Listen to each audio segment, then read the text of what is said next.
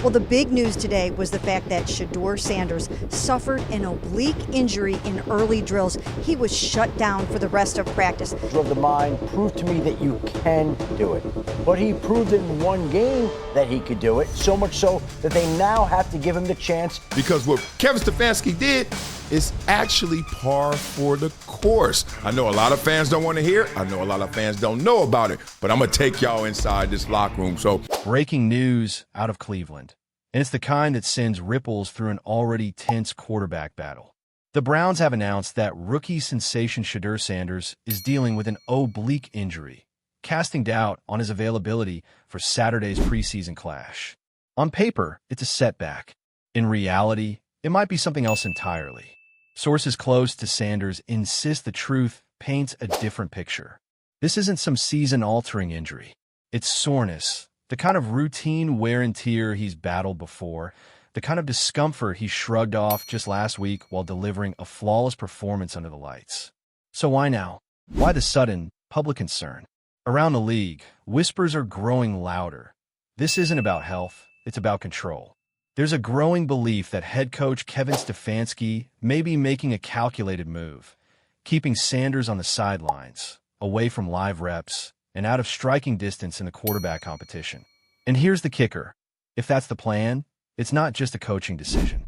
It's a chess move, one that could decide not just who starts this season, but the trajectory of the Browns for years to come. We're going to pull apart every thread of this story, the motives, the politics, and the real stakes behind this so-called injury. Stay locked in. This is just getting started. we know how the game goes. But then he starts talking about the offense, right? 0 giveaways. Okay, this is when you're supposed to insert Shedeur, some fans think. Let's talk.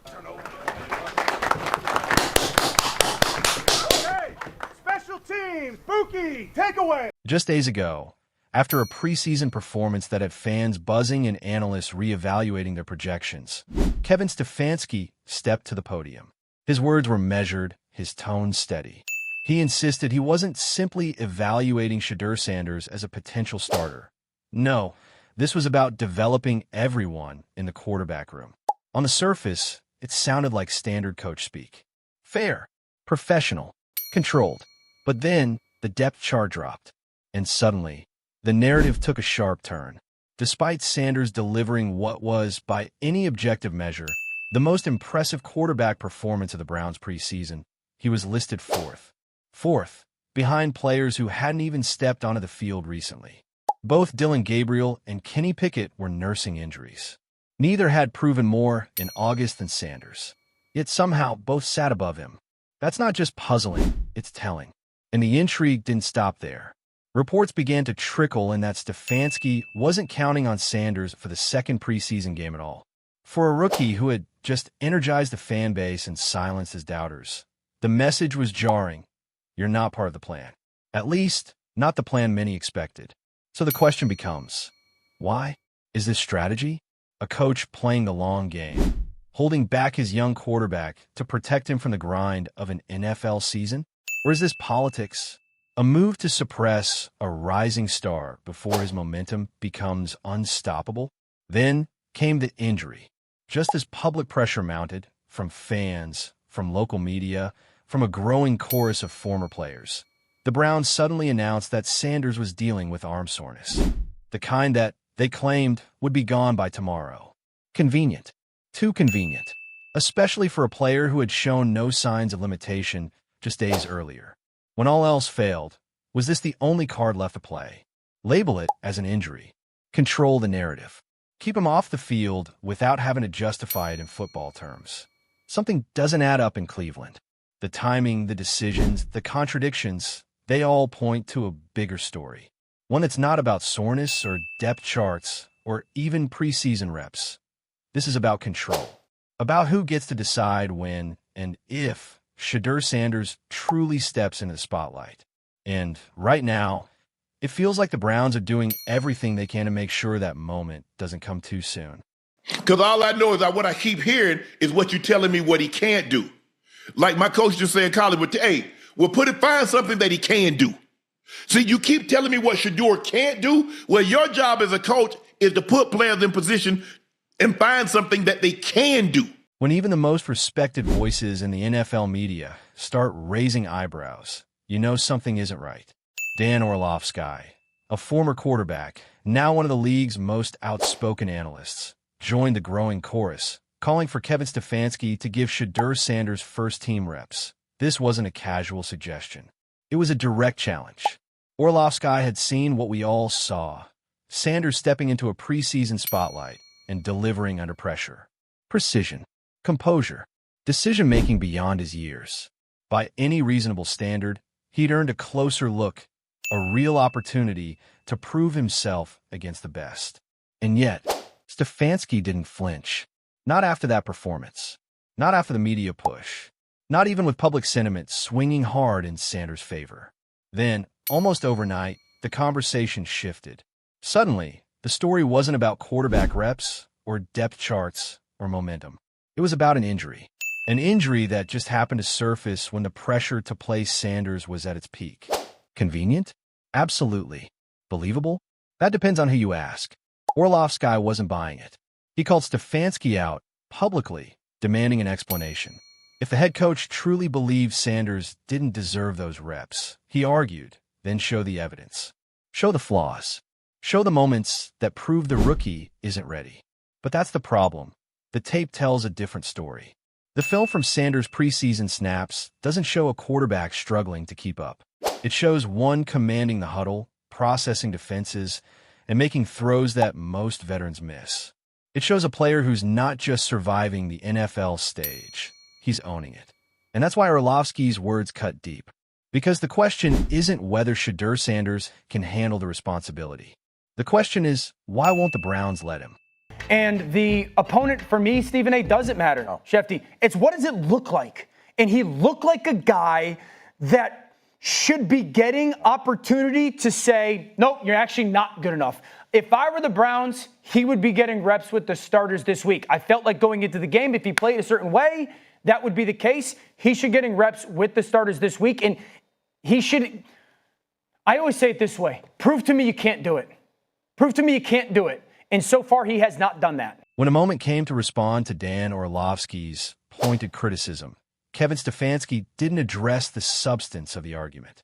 He didn't offer game tape examples, didn't lay out a developmental plan, didn't even acknowledge the growing call for Shedeur Sanders to get meaningful snaps. Instead, he pivoted, announcing that Sanders was now dealing with an injury and would not be seeing the field in the upcoming matchup. It felt less like an update and more like an escape route, a way to sidestep the mounting scrutiny without having to engage in the debate at all.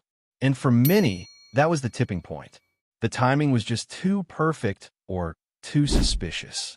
Here was a player who had spent the preseason exceeding expectations, whose momentum was building with each rep, suddenly removed from the conversation entirely.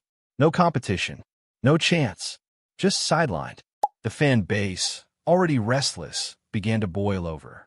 The anticipation that had built since Sanders' debut, the excitement to see him build on that performance, quickly turned to frustration.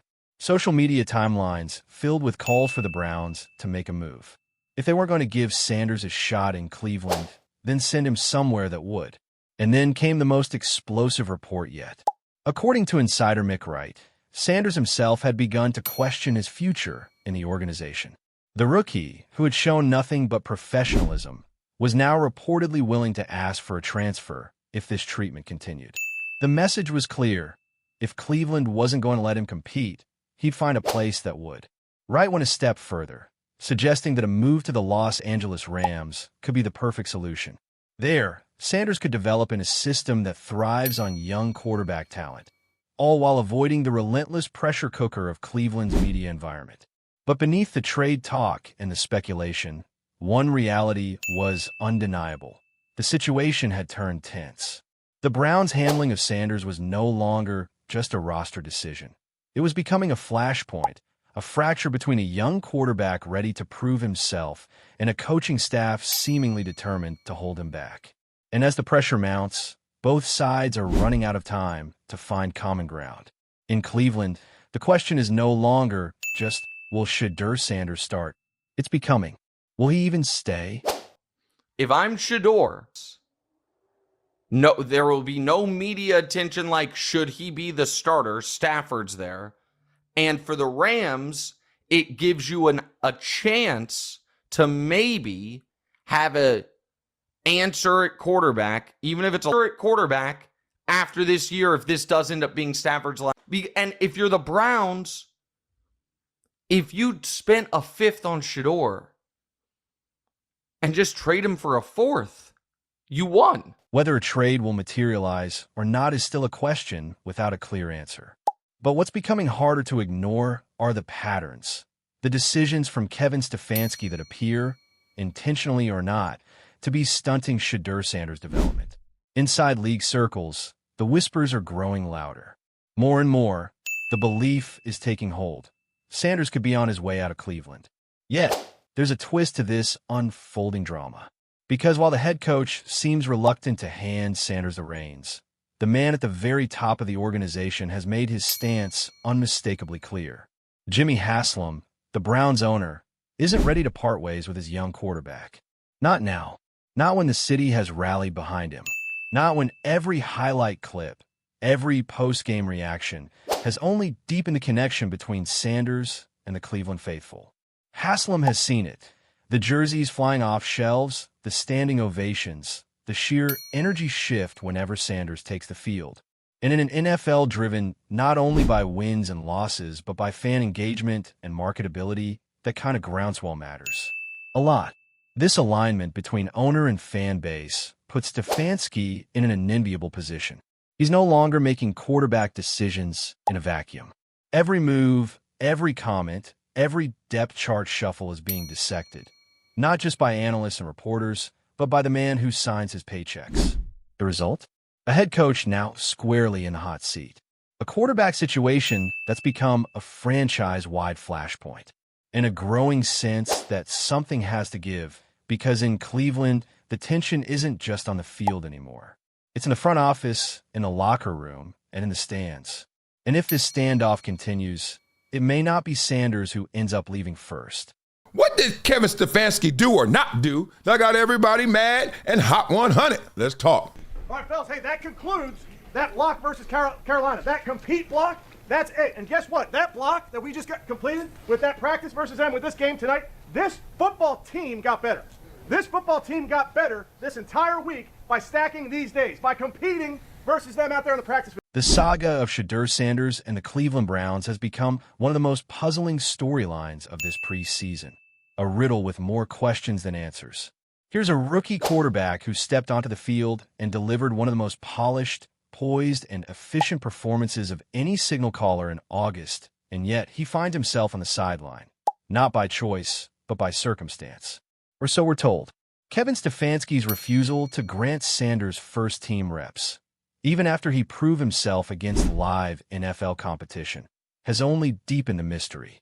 And when the so-called injury was announced, the timing felt less like a coincidence and more like a move to quiet the growing noise around his name. For fans, for analysts, for former players watching from the outside, the explanations haven't been enough. The frustration is boiling over. Voices like Dan Orlovsky's have joined the chorus, openly questioning the logic, calling on Stefanski to justify why a young quarterback with momentum in his corner isn't being allowed to build on it. And now, the conversation is shifting from not just when Sanders will play, but where. The idea of a trade, particularly to the Los Angeles Rams, is gaining traction. It's a move that could strip away the constant scrutiny of Cleveland's market, giving Sanders the space to develop in a system that has nurtured young quarterbacks before. For the Rams, it could be a steal, a fifth-round pick with the upside of a franchise player. For the Browns, it could still mean getting value in return, even if the decision would be a public admission that they never intended to make Sanders their future. But here's the truth. This is about more than one player. How the Browns handle Shedeur Sanders will send a message to every young talent in their building, every agent watching from afar, and every fan investing their loyalty. Are they an organization willing to nurture and adapt around rising stars? Or are they content to bury them on the depth chart until the noise dies down? And now, the question comes to you. Is Shedeur Sanders being unfairly treated? Is this injury, just a convenient excuse? Or does Stefanski truly have a valid reason to hold him back? Would a trade to the Rams be the fresh start he needs? Or is there a better path to his future? Tell us what you think.